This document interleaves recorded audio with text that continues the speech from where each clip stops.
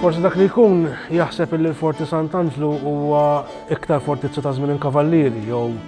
fortizza ta' żmien l-Ingliżi anke minħabba rabta pereżempju kbira li kien hawn mal-flott Taljani. Imma fil-verità il-Forti Sant'Angelo jaf il-bidu tiegħu bħala kastell medjevali u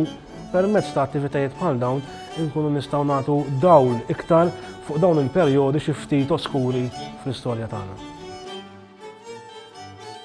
Dawn ir-reenactments saru kollaborazzjoni mal-Historical Reenactment Group of Malta,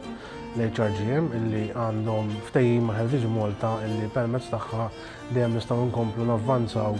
u nintegraw aħjar l-interpretazzjoni tal-post u kien għalhekk illi ħriġna b'dawn it-tip ta' attivitajiet.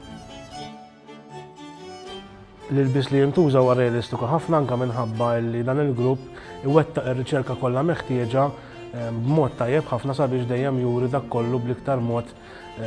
preċiż possibbli. Attivitajiet bħal dawn huma added value, ġifieri dak li jkun li ħajżur il-fortizza meta jkollna attivitajiet bħal dawn li ma jsirux kuljum imma jsiru biss numru ta' drabi fis-sena, ħajkun qed jieħu iktar bl-istess prezz għax tajjeb ngħid illi d-dħul huwa il-prezz normali ta' dħul u anke fil-fatt min għandu l-iskema tal-passaport jista' anke faċilment juża u fl-istess ħin ikun qed jieħu xi ħaġa oħra lura.